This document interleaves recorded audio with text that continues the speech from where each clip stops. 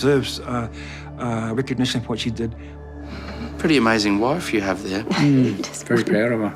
Very proud. Diana Casey is one of the true heroes of this story, but you won't hear her speak.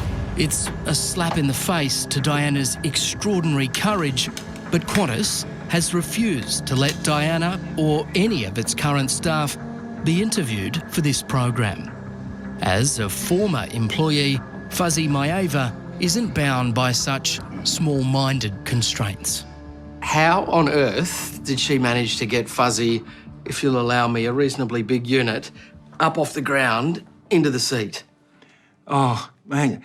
She just sort of like just grabbed my pants, and just grabbed me, and like I felt like I was being pulled by a 6'8",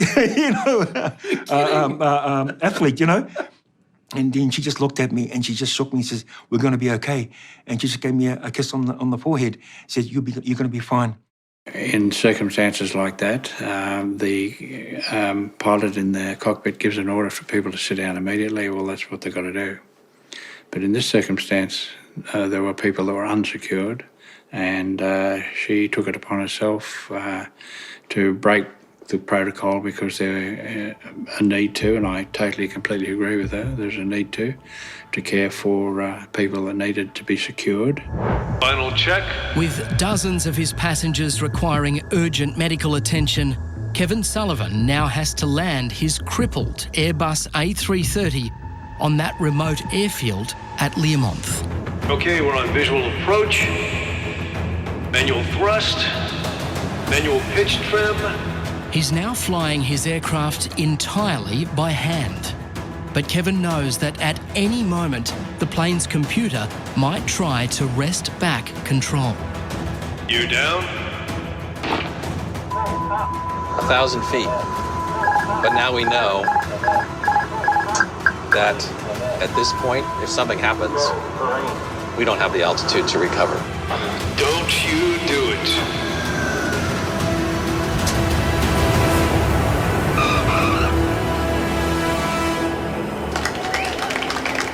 I remember when we landed, everyone clapped. Kevin's job was outstanding under what I would believe to be immense pressure. Did you allow yourself just the briefest moment to look down at your arms and legs and think, my goodness, I'm alive?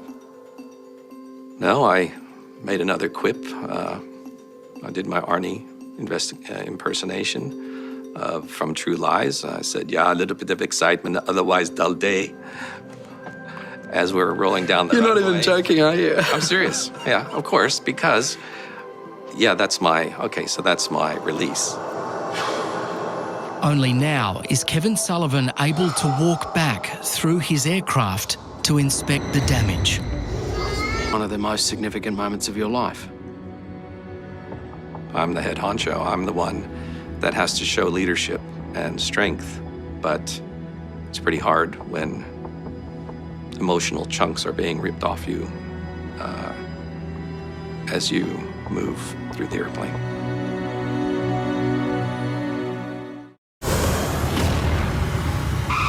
Qantas Flight 72 has landed at the remote Learmonth airstrip on the northwest coast of Western Australia.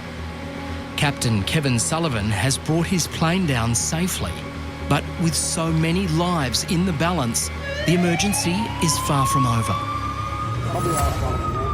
Local rescue crews swarm through the plane. The emergency services came on board, and it was just like, it was chaos. The pain was unbearable. I think I nearly passed out. And the next minute, I got a morphine stick stuck in my mouth. Yeah, suck on that, big fella. I imagine that was a pretty big relief. Yeah, he said, suck on that, big fella. I can remember that, suck on that, big fella. As far as what happened up there, all I can say is the safest course of action was for me to come into here, not only because of the airplane's behavior, but also of the injuries that we've all sustained.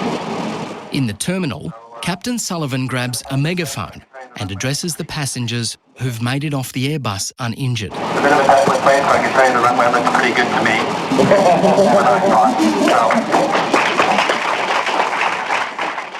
I made some comment about the runway looked pretty damn good to me as we rolled out for landing.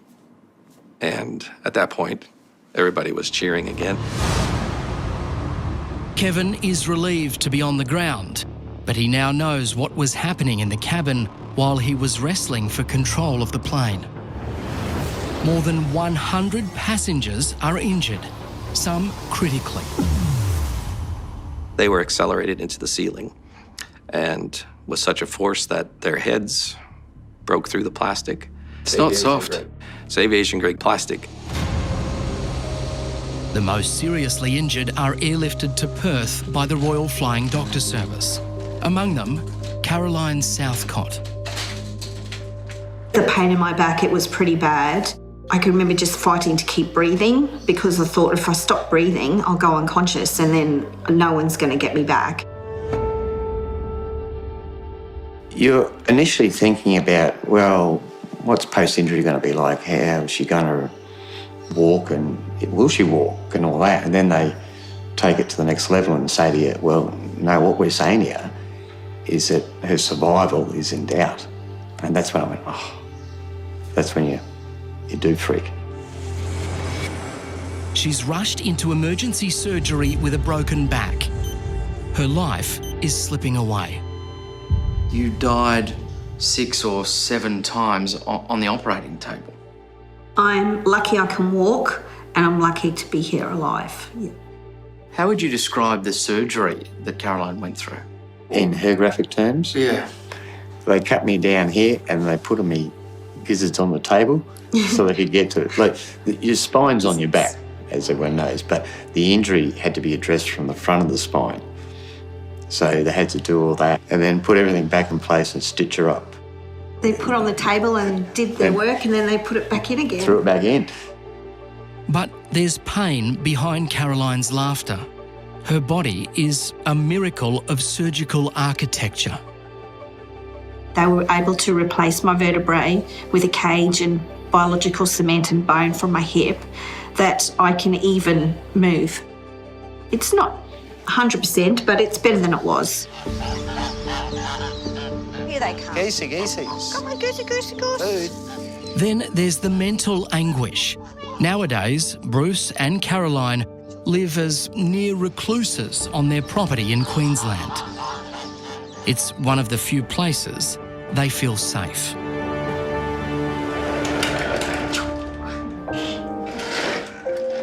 Becky refuses to fly and lives with the trauma every day. I can see how painful it is, these memories that you're still living with.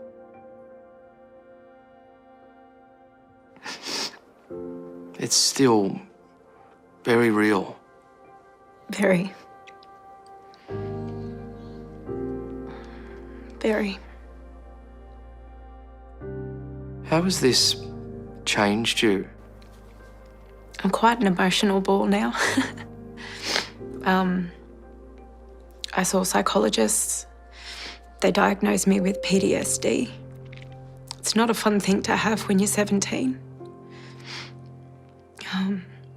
I was medicated until I was pregnant with my first child. And that's when I had to come off them. And yeah, it's not a nice thing when you're a teenager.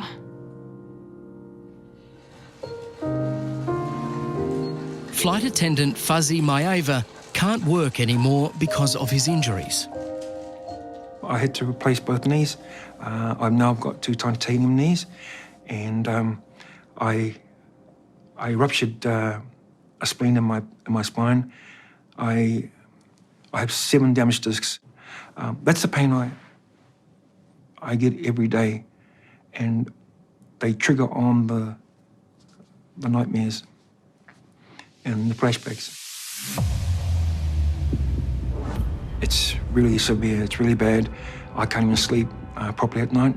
I toss and turn, and that's when the flashbacks come. And so in order for me to get around that, I keep hitting the wall just to ground myself. Gee, Fuzzy, that is an enormous thing for one person to have to deal with. Even now, you're still having flashbacks. still hitting the wall? Matt, it got to a point, the seriousness of it got to the point where I tried to take my own life. I ended up in ICU for a coma for a week. And because I couldn't take it any longer, the pain was unbearable. I'd been medically retired as well. And I thought to myself, what's happening? It was like I've been just discarded, you know. Some of the victims of QF72 received six-figure payouts, but not Fuzzy. As an employee, Qantas offered him just $33,000, a settlement he rejected on legal advice. In the end, this proud man was left with nothing. Fuzzy, do you feel as though you were properly supported?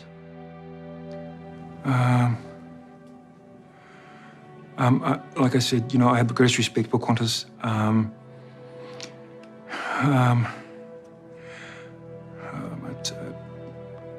It's a tough question, I know. Yes. I can see that even now you're reluctant to criticise the airline that you loved. But the reality is that for you, some support, any support, would have made the world of difference. It would have helped me and my family a great deal, to be honest.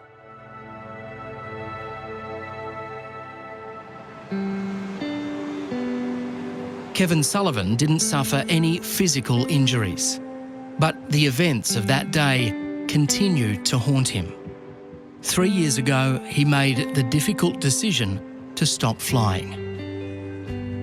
You hold on to those images, those memories, as if they were yesterday, and that's just what your brain does when you're in this sort of near-death traumatic experience.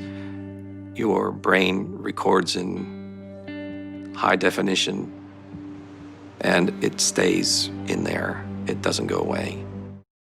Qantas Flight 72 was cruising at 37,000 feet when the onboard computer suddenly went haywire, sending the plane hurtling downwards.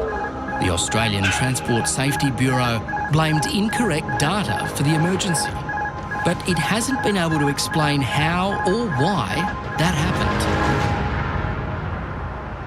It all sounds eerily similar to the recent Boeing MAX crashes. In those two cases, flight computers reacted to faulty data. The pilots couldn't regain control of their planes, and 346 people died. It's important also to remember that while humans are often the least predictable part of the safety system, they are by far the most resilient and adaptable. The ones who can confront a challenge they've never seen before, and in a short period of time figure out a way to solve even that crisis. Captain Chesley Sullenberger, the hero of the Hudson River landing, believes that replacing pilot skills with increased automation is a fatal mistake. What we have learned in aviation is that automation does not decrease errors, but it changes the nature of errors that are made. As we use more and more technology in the cockpits, we must always make sure that the humans are in complete control of the aircraft and its flight path. As a former elite fighter pilot, Kevin Sullivan had the skills to bring his plane down safely. The passengers and crew of QF72 know they were incredibly lucky. This guy saved my life, and he gave me an opportunity to be here, and I'm breathing. I'm here in the flesh because of that man. Fuzzy Maeva is now campaigning to get Captain Sullivan and his flight crew the recognition they deserve. I think they deserve the Qantas Diamond Chairman Award, and also the Cross of Valour. I believe that's the Australia's highest civilian bravery award. So if you're out there, please sign that petition so it'll help get Kevin and his men acknowledged and recognised for what they did.